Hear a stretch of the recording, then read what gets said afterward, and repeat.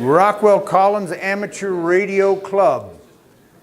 Been in existence since 1983. Isn't that interesting? So, introductions. I'm Charlie, KC0CD. I'm Henry, KC0DOT. Al, K0IES. Dave, K0RN. L, K0HWE. Agnes, KB0EHC. Mike, KE0DOB. Vince, N2AIE. Brian, K0YSQ. Elizabeth, N0UGP. Bill, N0LNO. Dave, WA9HDC. Tim, KC0DN. Tom, NY08. Robert, not licensed. We can fix that. Haven't after that. Larry, WA0.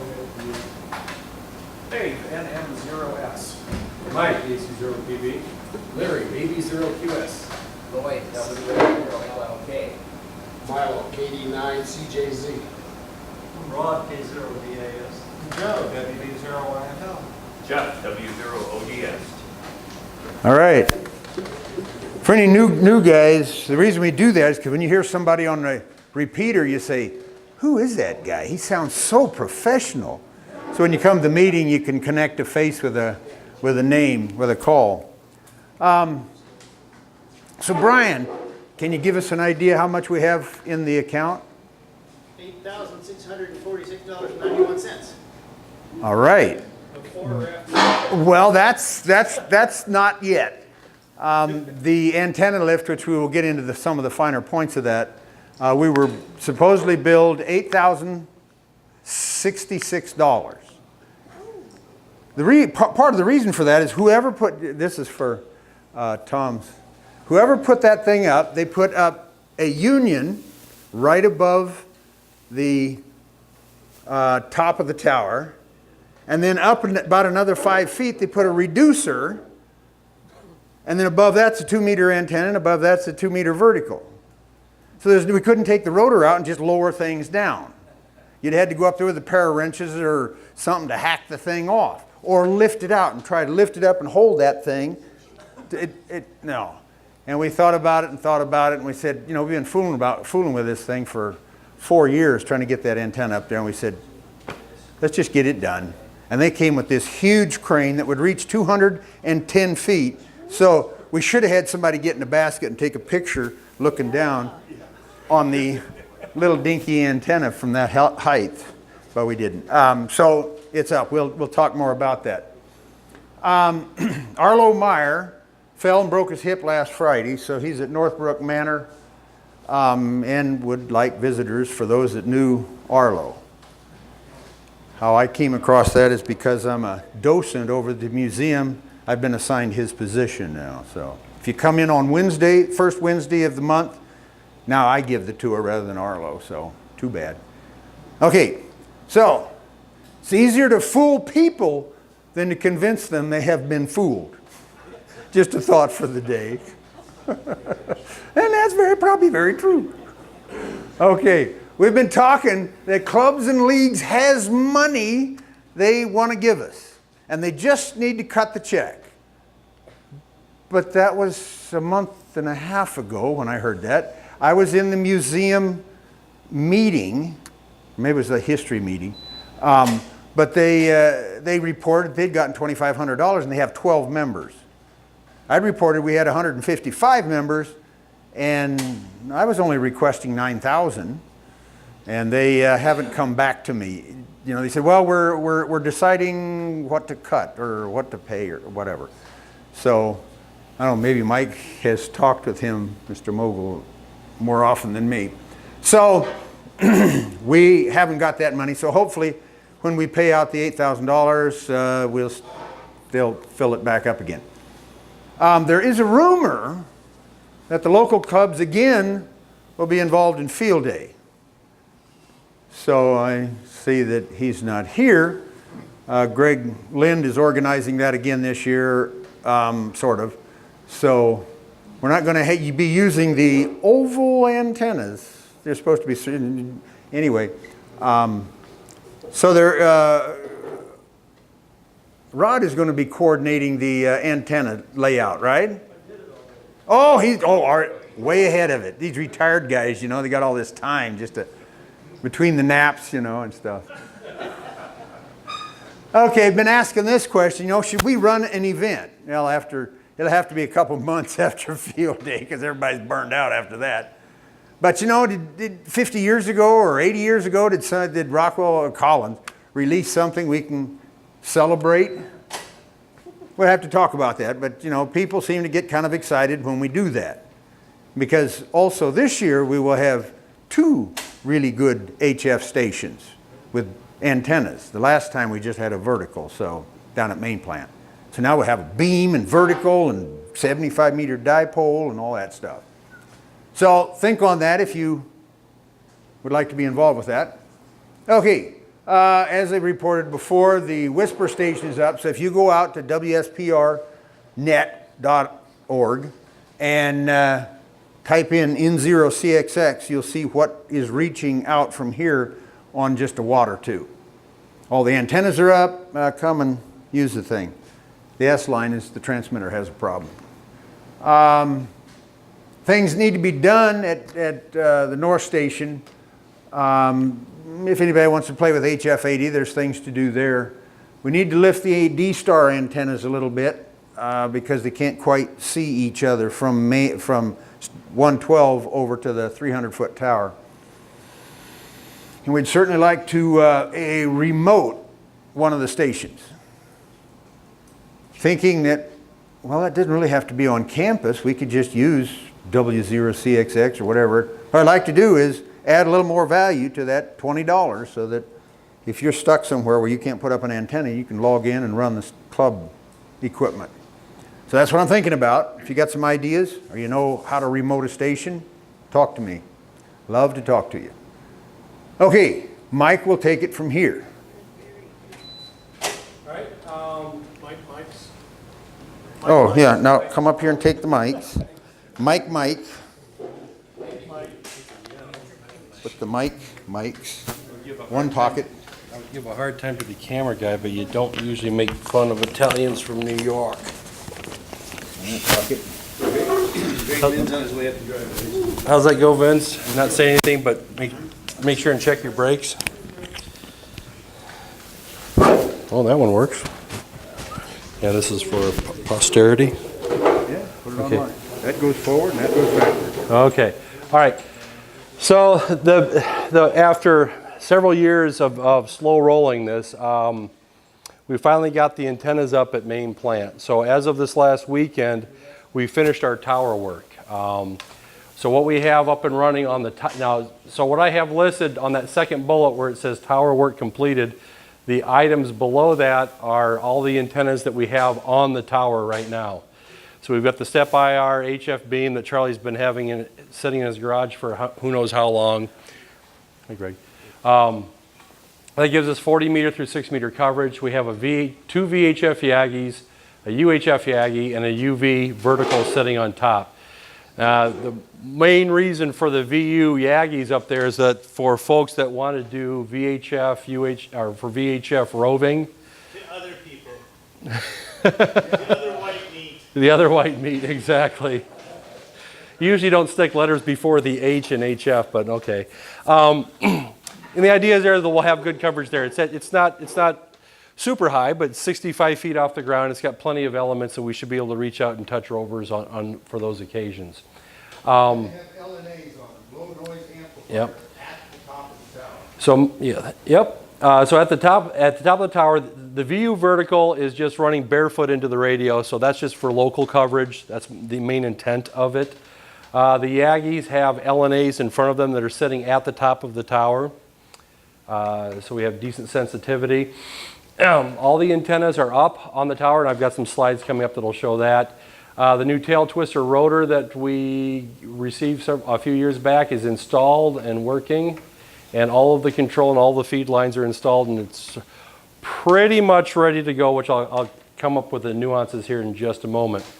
What we also did is we have the Vinces spearheaded getting a satellite set up at main plant. That's on the western eastern roof edge of building 166. So we have a VHF circular polarized Yagi as well as a UHF one as well. And those all check out fine. The swear is good on them. Rotor control is mostly good. We still have some work to do. The azimuth isn't responding now, but we'll get that one shaken out. That's the next to do that we have on that one. And there's a slight orientation problem on the elevation because it, who knew that you wanted to point up instead of down, right? So we'll get that one all situated around and we'll get that one fixed up here in the coming weeks. Yeah. Yeah, Charlie, I was out there watching the antenna, and that's the picture of the satellite set up there on that inset picture on the right, and I'm out watching the beam, and Charlie's in there controlling him. I'm talking to him, and I said, not thinking that, you know, I had a momentary lapse of reason, thinking that the elevation rotor swung both ways, and I said, all right, Charlie, down works, now go up. He was going up, and well, we just have it backwards, so yeah, we'll get that fixed. So the work that's remaining, we have these 4 items, and that's it for this station to be fully functioning. We have the UHF and VHF LNAs that I talked about just a moment ago. We have a control box in the shack. What we've done is Charlie had set up the Zato, Lind, Spinks 8x1 HF antenna switches so that you can sit down at the desk and without swapping cables, you can switch any HF radio to any HF antenna. Mounted also in that box is we have all the power switches for the various LNAs, not only to the VU LNAs that are on the tower, but also for the satellite beams. Dave Morgan is working on that right now, and he's finishing up putting that together. And then when he gets that finished, we'll just hook it up to the back of the rack, and then we'll be live. The step-by-hour beam does control. We tune it, but it doesn't. It looks as if it's missing counts. In other words, when it sucks the elements all the way in, and then you tell it to say, okay, go out to 14.2 megahertz, it'll go and it'll spool the elements out, and then when it stops, it's resonant at like 15 megahertz. And that's kind of a recurring theme because there's no feedback on it. It's just blindly sending pulses saying, well, I hope it gets it. So long story made short on that one, when Charlie was hooking up the lightning arrestor box that we have mounted on the tower at the roof line, after soaking his hand with all the water that was streaming out of it, I'm guessing that might be our problem there. So the first thing we're going to do is just hook the control lines up without the lightning arrestor on, make sure that was working fine, and then we'll go from there. And I'm pretty confident that that's what that issue is. Repositioning of the satellite beams need to happen, which I mentioned earlier, and as well as get the azimuth control on the satellite beam. Once the satellite, those last 2 bullet items are done, then I believe the Vinces are going to come in and get a happy box set up so that we can have this thing start tracking Oscars across the sky and start doing contact. So that should be a fully functioning satellite station in the coming months. We'll see how that one goes. Okay, so this final tower installation that took forever and a week to perform, I'm just going to go over here in a few slides just what the process that we did since we talked last in January at our January meeting. So we had a whole lot of prep work setting up for the day of the lift. It started with the control and the feed lines running up out of the building up to the tower. That was done in February. You can see that picture on the left, and I know it's kind of dim, but It was cold. yeah. I found out that it's always a good idea to make sure you avoid the patches of ice when you're standing the ladder up against the building, but yeah, it's okay. I won't tell OSHA if you won't. So we did that in February. It was cold out, but things went actually fairly smoothly. Fast forward to March, that's the picture in the middle. The picture in the middle there, the darkish blob across the bottom of the picture is the back of Greg's truck that we ran a tram line to the tower. And that little blob up there on the tower would be Brian McCoy. And I'll mention him a little bit in a little more detail here in the coming slides. So in March, we took down the KT-34, and the upper right picture is that with it about ready to go over the edge off the building. So we got that one off, as well as running all of the control lines in March and the feed lines that we had run up to the tower in February, we actually ran all the way, Brian ran it all the way up the tower and secured all the lines at the top, so we're ready when we drop the new mast in, it's ready to hook up. This picture, I know it's kind of hard to see, so I want to call it out. This was with an engraver engraved into the one of the mounting plates on the KT-34. It's a date of November of 1998, so that's obviously when that one was put up, or at least, you know, last worked on. And the call sign is W0FIP. I'm not familiar with that call if you guys are. So that's the W0FIP in November of 98 was the last time it would appear that that beam was worked on. So that's my personal challenge now, is that if this one lasted 18 years, the next one better last 20. So that was February and March, and then came the day of the lift, which was this previous Saturday. And so what happened in March is that we had a crane. We called out the folks that were going to do the work, and they said, no problem. Yeah, we told them where our tower was. Charlie and I went out to their facility and brought maps and showed how far distances were. And they said, yep, 75-ton crane will do it. They came out in March to do the work on the log periodic, and they were going to do ours at the same time, and lo and behold, the crane wasn't big enough. So at that point in time, we asked them for a new quote, and that was the $8,000 price tag. And we said, well, you know, let's see. I had several strong suggestions, which were very good ideas. Hey, can we gin pull off the old mast? Take the rotor out, which we already took the old rotor out and put the new one in already in March. Take the rotor out, lower the mast down in, start taking antennas off, take the new mast and just thread it back the other way and gin pull it up and off you go. And that's where we ran into the challenges that we had, that we could not drop the mast down in because of the couplers that were used to piece together the existing mast. You couldn't drop it down into the tower. So that's when we said, well, do we do it or not? So we decided to bite the bullet. We hired the crane, and this last Saturday, with an army of help, we put it up. There's about 10 of their guys there, so for the $8,000, they had 10 folks there for most of the day, from 8 in the morning till 4 in the afternoon. Yeah. So the lift was very successful, but I can't emphasize enough that we had many people from the club that pitched in and helped out with all the prep work. And this goes back through the months of February, March. We had 3 or 4 weekends in a row that we had at least 2 or 3 people there, oftentimes more than that, on Saturdays, bolting together antennas, getting the mast ready to go, getting the cables strong, and that's what made it work. And I mentioned Brian earlier, that's him on the right.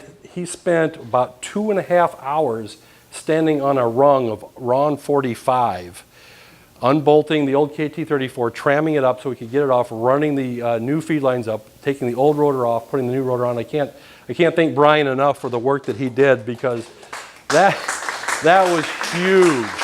That was huge. He came down and I was looking at his feet. I expected him to see him like concave in from standing on that rung all that time. So, but no, thanks, Brian. That was wonderful, and that's what made it a success, really, because when the day came and they came on Saturday, I mean, it was pick, place, and go. We spent more time waiting for them to fill out their required OSHA safety documentation. We spent, what, an hour and a half sitting around? It was unbelievable. We spent more time just waiting for that than actually doing the work. So it went so smoothly and so quickly, just because all the cables were there. They were all labeled. Everything was ready to go for the pick. So that worked out great. And thanks for everyone in general that helped out. These are various pictures that we have from this past Saturday. It was truly a team effort, and I thought it went off fabulously. And at the end of the day, once they got the antenna up, I took the network analyzer into the shack and ran a Viswar sweep on all the antennas, and they all looked good. So, and now Mr. Lind, after we took our gratuitous selfie, has a video that he put together of what it was like this last Saturday. Should be right up there. Go. There you go. And it should have sound.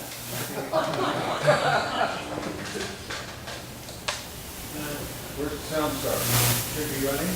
Right, when it comes here quick.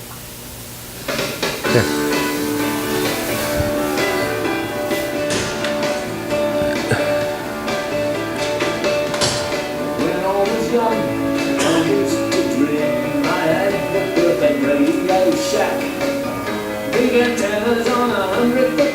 A brandy radio and maximum power. I never thought I'd ever get to realize that. Now you and me have got the lock, but I'm never on the air at all. Every time I want to chat for an hour, something sends me to the top of the tower. From today I'm gonna put a stop to all that. Cause I'm not climbing at the tower anymore. I told you once, I told you twice, 100 times before. The exercise may do me good, the view may overall. But I'm not climbing at the tower anymore. That was the 7th time I tried. Today my fingers are all raw. My nose and toes are frozen and my skinny legs are sore. You can beg and you can bribe me on your knees, you may implore. But I'm not climbing at the tower anymore. I'll just relax and chat to good old friends on the air again. How are you, Mike? OE6MBG. 7Q7JO from Lake Malawi. That's the kind of mountain I can recommend. A comfortable chair, a glass of beer, and a friendly ionosphere. OD4MM, how's the weather today? VU2DK in sunny Bombay. Really great to talk to you again, me old friends. But I'm not climbing up the tower anymore. I told you once, I told you twice, 100 times before. The exercise may do me good, the view may overall. But I'm not climbing up the tower anymore. That was the 7th time I climbed. Today my fingers are all raw. My nose and toes are frozen and my skinny legs are sore. You can beg and you can bribe me on your knees, you may implore.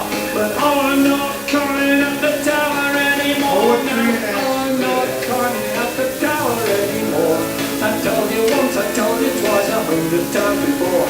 The exercise may do me good, the view may overall. But I'm not climbing up the tower anymore. That was the 7th time I climbed. Today my fingers are all raw.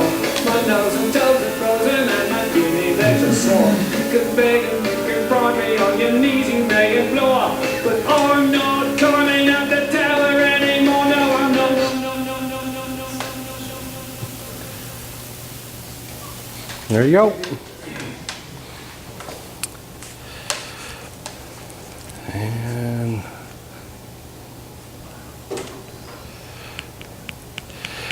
so definitely, if you guys want, I would definitely check it out.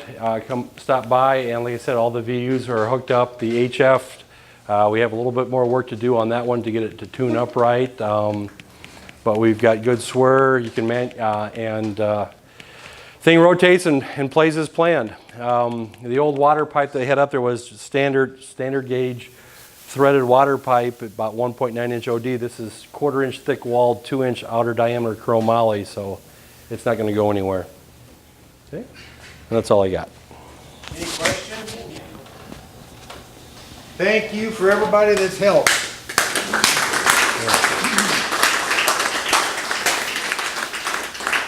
So tonight, we have... Just go to Bill. Yes. Okay. Where's Bill? Where's Bill? The good, the bad, the ugly. You have 2 mics.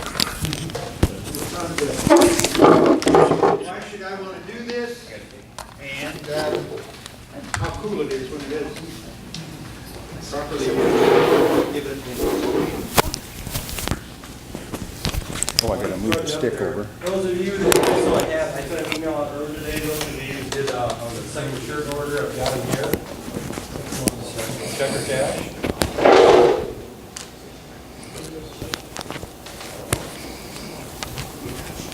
All right, am I live? Yeah? I don't think I need it actually. Oh yeah, we're testing. So I'm Bill Caldwell. This is probably one of my my real passions in amateur radio. It's probably the one thing that I actually work the hardest at doing. And just talk a little bit about what is it? What is contesting? How did I get started? When are the contests? why am I still doing it? And I'm going to show you that I still learn things from it. I've got a recent experience to share from and a few hints. So what is contesting? Well, it's a contest. It's a race to see who can make the most contacts in a fixed period of time. And yeah, there's rules and regulations and those kinds of things, and every contest has a different one. So if you want to turn in a score or want to turn in a log for record purposes, you probably want to figure out and follow the rules. If you just want to have fun, just go make some contacts and don't worry about it. But this is an opportunity to build operating skills. So when might you need operating skills? I can't find the picture, but I made a big picture in the Gazette for helping out at Y2K. And I was sitting down at the emergency management station listening, and by the way, it's the only time in my life I've ever operated AM, because there were nets that are AM nets that ran as the and they went across the country with the time zones as midnight crossed the country. And I was sitting there and I was telling the Gazette news reporter what I heard, and I was leaning against the wall, kind of relaxed and listening and telling her, and she says, "You know, I have a radio license too, but you hear stuff that I don't hear. And it's not because it's the voices in my head, it's because I've had some practice." And so you build up those listening skills and able to pull signals out of the noise. It's putting together a reliable station. We started contesting seriously at our contest station out by WOCXX in about 1990, I think. And it was at the sweepstakes contest, which is you operate 24 out of 30 hours with a required 6-hour down period. When I submitted the log, I said, in the soapbox, I said, first time that downtime was not determined by equipment failure. And it took a while to get there. I mean, one time, in fact, the last fix was on Rod's amplifier. A mechanical failure would wreck an amplifier. We had a guest operator. We had Wade Wallstrom visiting. And lo and behold, tuning the amp, we turned it too far and the mechanical linkage came back, and I looked around in the shack and I guess I'm an amplifier repairman now. And I'd never done anything like that before. But yeah, it takes a while and a few failures, a few fits, but it took us about 5 years to get there.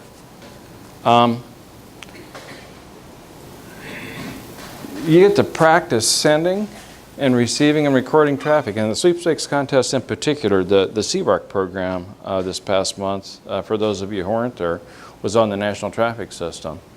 And the exchange, the contest exchange that you pass for the sweepstakes contest is the beginning of the ARRL traffic bulletin. So you get practice at doing things. And today, it was, let's say, if you go to Contesting University, and I think Tom has, and I have, and I don't know if anybody else here has, but the very first presentation that is required for everybody is ethics in contesting. And one of the things that they've done, in addition to doing that presentation, they do a lot more log checking. It used to be that people could just turn in a big score, and that's as far as it went. But now with the computation ability that we have, we can bring in hundreds of logs and cross-compare them all. And we get busted calls. We get, you're in their log, but you didn't put them in reports.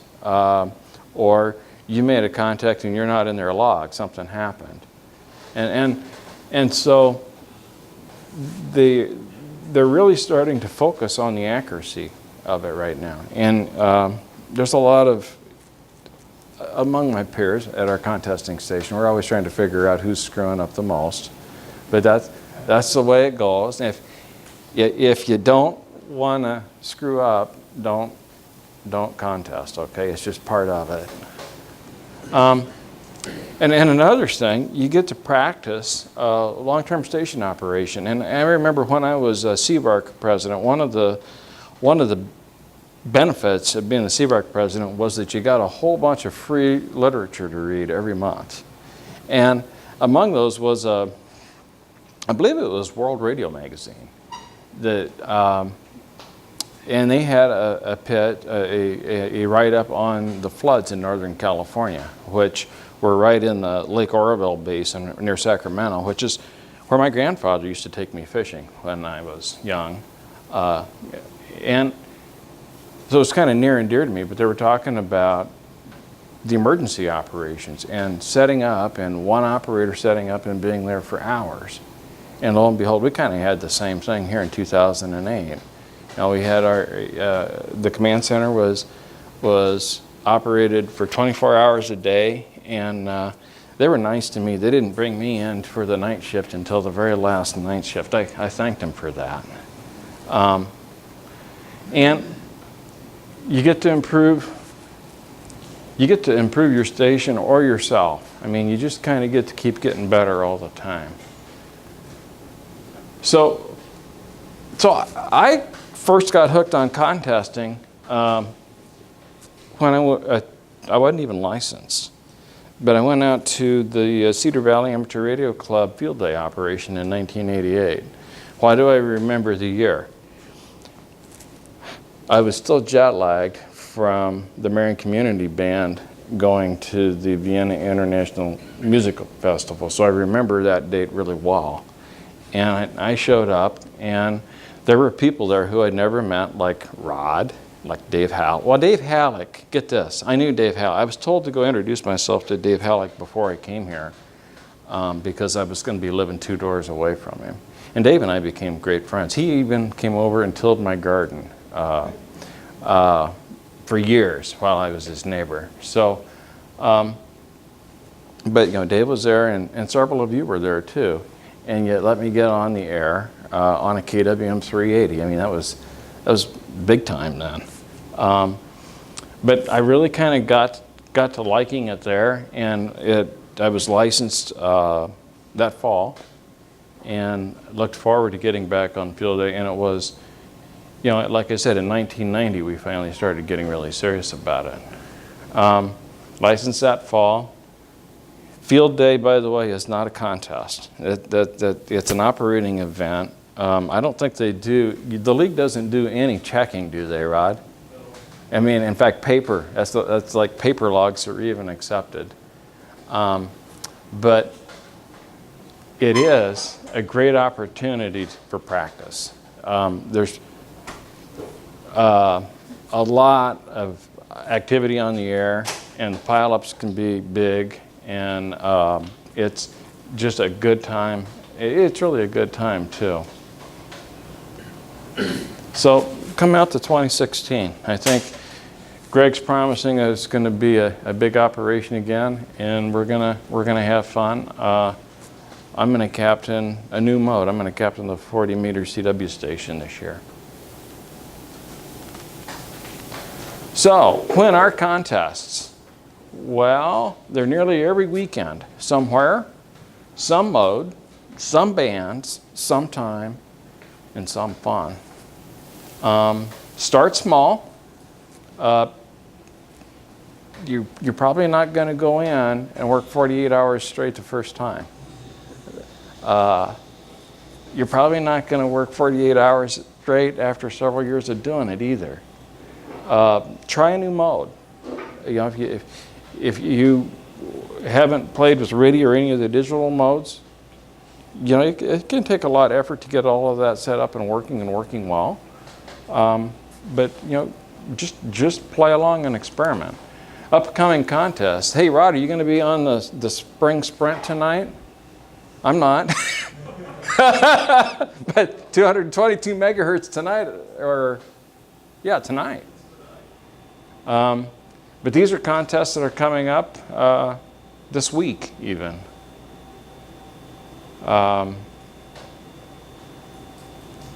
And like I said, every weekend, but even some weeknights. So why do I contest? It's a sunrise. Rod and I go roving a lot, and there's a lot of windshield time. There's just a lot of beauty. And we go to Iowa, Minnesota. I don't know if we're going to Wisconsin again, but that's a really beautiful place. Just vacation there. Don't do radio, or at least roving radio, that is. But we've been out to Nebraska in the landing pattern, right near the landing pattern to Offutt Air Force Base on the weekend, and that's when you'll see E-2Cs, AWACS, smaller aircraft, helicopters in the air all the time. It's kind of cool. There's roving down the Missouri River Valley multiple times. We've noticed that for some odd reason we get a deep opening into Kansas, and it's happened in multiple times.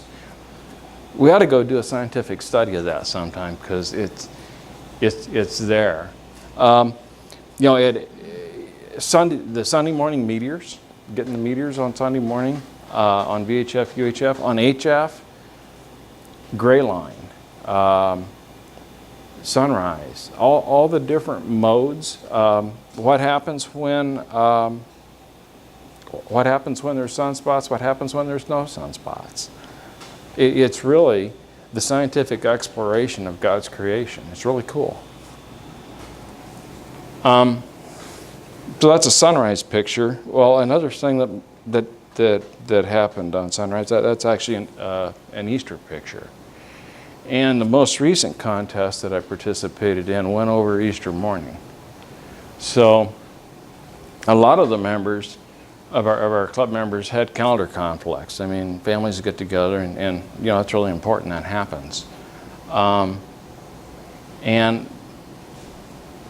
so we kind of looked, and we didn't have many operators. So we operated a multi-single station, and I got to have a lot of operating time because I typically kind of move in with my camping gear and stay there for the weekend when we do this. Boy, you better tell us what a multi-multi or a multi-single or a single-multi. That's a good question. So there's a lot of classes, and a multi-single station says that you can have multi-operators, but you've got a single transmitter on the air. Another class is multi-2, multi-operator, 2 transmitters. Multi-multi is multi-people, multi-transmitter stations. Then you can get into assisted, where you're using a network, a spotting network for assisted operations, or you can be unassisted. You can be high power, which is legal limit. You can be, I think, at a low power, which is, I believe, 150 watts, is it, Rod? QRP. Although the QRP guys, we gotta work really hard to hear the QRP guys sometimes, or sometimes they're really loud. I don't understand that. Yeah, big antennas. Getting lucky. They waited until I was 60 over before they called me. That'd be really polite. But a lot of classes, and you can be multi-band, you can be single band. One year, our station had some damage, and we decided to do a single band 40-meter operation. And I know there were some people that were on our group and said, well, I don't want to do that. If you're not going to do multi-band, who cares? But you know something? We learned a lot about 40 meters by operating only 40 meters. It was, you know, there's stuff to learn and fun to be had.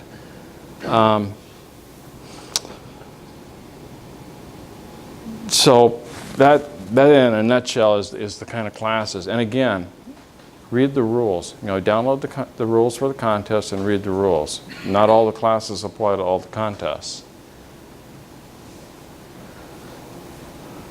So I prepared for this contest. You know, the first thing I did was I cleared my personal calendar. I reserved the weekend on my family calendar so that they at least knew they had to talk to me before they stomped on it.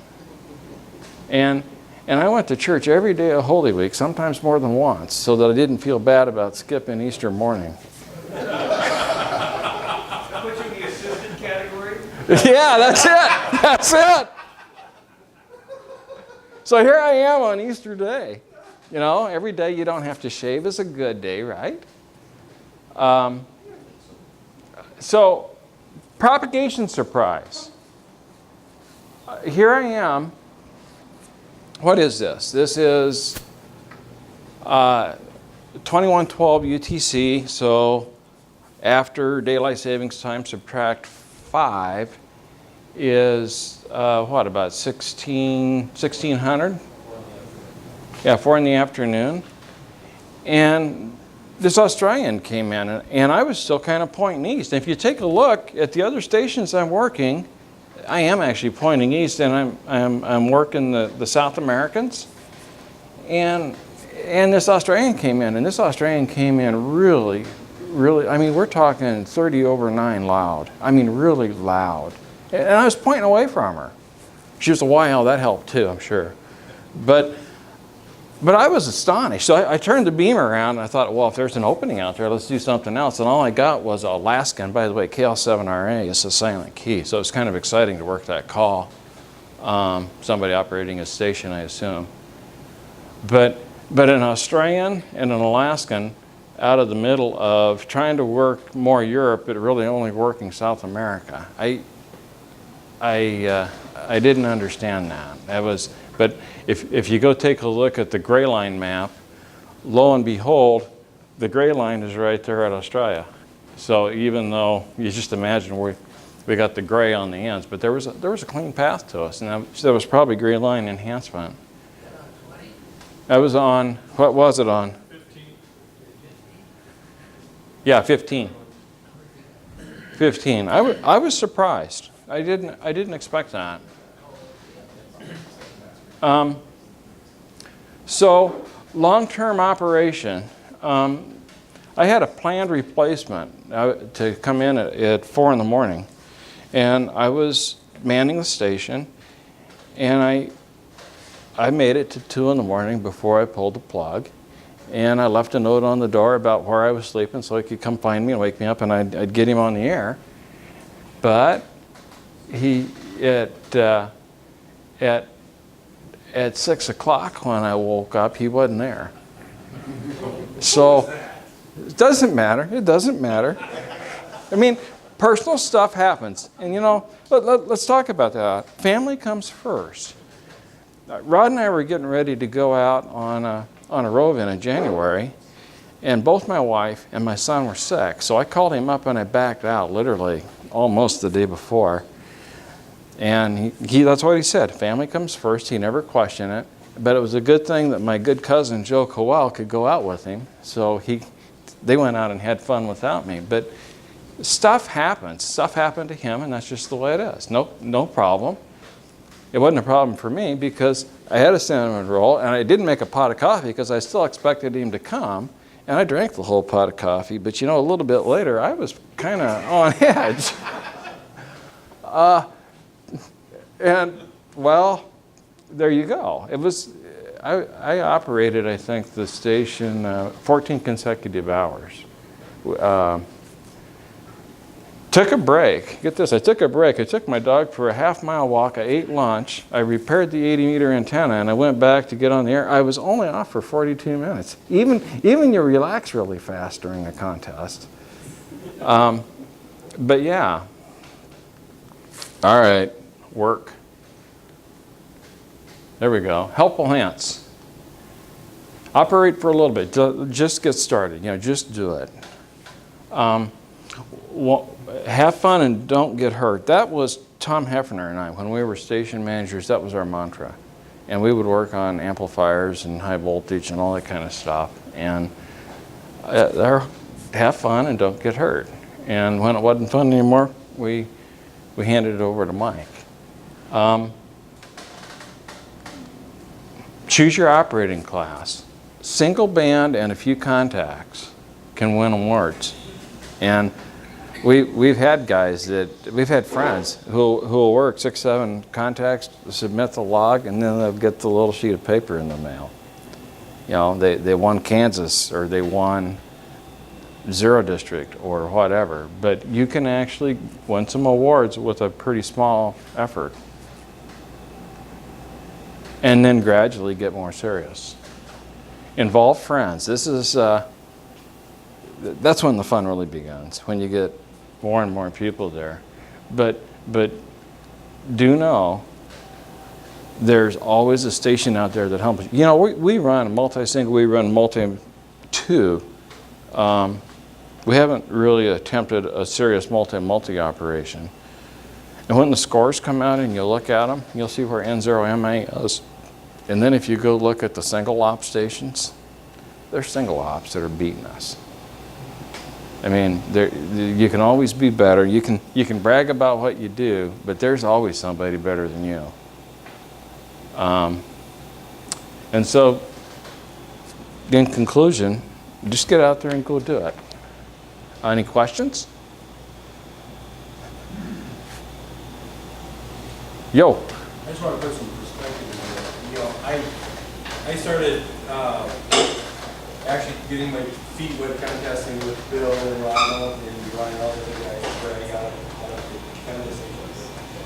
And I tell you what, it's, you know, and I was like, probably like a lot of hams, starting out, I got my license in 2009. And it's mic front, right? When you're by yourself, not in any kind, it's just in general. You know, what do I talk about, what do you say? And this really helps you get through it because you're not there to carry on, hey, how's the weather, how's your uncle, how's your rheumatism, right? It's do the exchange and move on. And what you said earlier about being able to pick out people, and I mean, your brain is doing what a CDMA receiver is doing. You get this big, you know, cocktail party of broadband noise. And there's nothing, to me anyways, more fun than when you start rolling, calling CQ, and grab a frequency of people coming back, and you have to ask 3 times to say, okay, there was someone there with a J in their call, just to whittle it down so that only 5 people come back to you at once. And it's just a, it really is. Yeah. Really good. Yeah.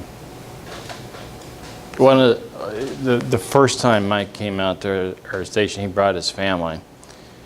And that's a good thing. It's a farm. You can run around and get dirty and get hurt. You know, I told his boys this time when he came out, I said, you guys can go out and get dirty and get hurt. I don't care, but take your shoes off when you come in the house. And they did. They were good cuts. We had a great time. But the first time they came out, his wife got on there. She's licensed. And she had a really, really good time. And they left. And I think Guy West and I, we were running multi-two. We had our coffee set and we were ready to start going through the night. And the door opens and it's Mike's wife. And it's like, I was shocked. I mean, people come out, but they never come back like that, especially a lady. If you let them go, they don't come back. Yeah, I was going to say, you know, Jenny, and she came down. She said, what, do you want me to leave? No. She came down and we worked 80 meters that night. She had a blast, an absolute blast. But we want to get her back.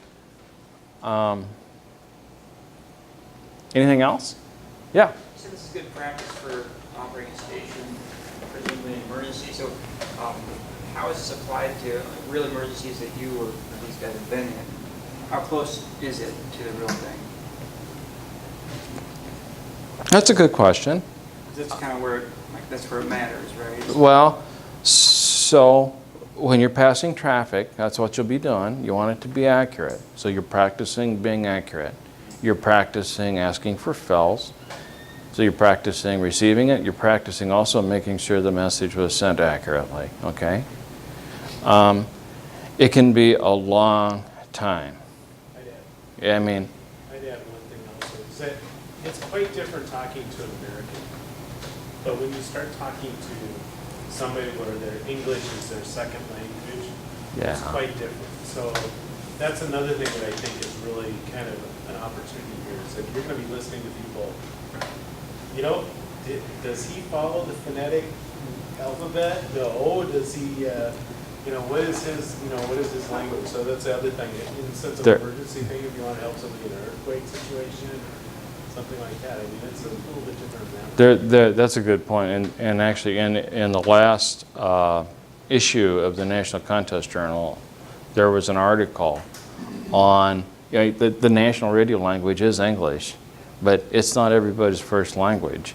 And so now you're working these people in your pile-up or in their pile-up, and they don't necessarily understand all of the language, and so that's a good point, Greg.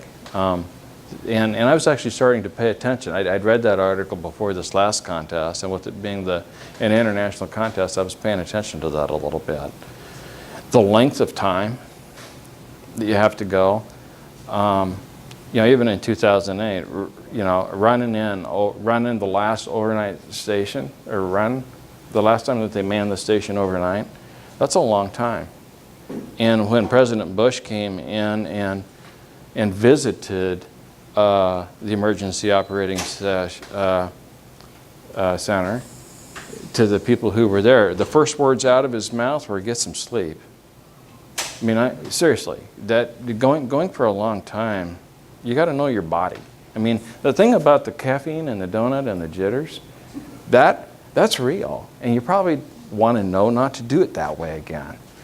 But we always seem to have donuts out there and coffee, so I'm going to have to bring something else to eat for myself, evidently. And learning how to repair things. I mean, I had to repair an antenna so I could use it, but knowing how to repair things, because things in an emergency don't work the way you want them to. So I think all of the above applies. So, questions? Yeah. So the contests that you described, they were out that World Contesting Journal or whatever you Yeah. mentioned? Yeah. Because I was curious as to where you would find out about them. Oh, the contests? A very simple thing. If you're web literate, go to www.contesting.com, and they have a calendar, and they'll point you to a number of calendars. If you're an ARRL member, QST has the contest roundup every month, and a National Contest Journal is an ARRL publication that comes out, I believe, quarterly. Rod, is that right? The NCJ is every month? No, QST is every month. The NCJ? Yeah, I think it's. I think they publish something like that for Yeah. So there's CQ Magazine also sponsors a number of contests, and they maintain their own calendar too. So there's a lot of places to go. More questions? All right. Well, thank you very much.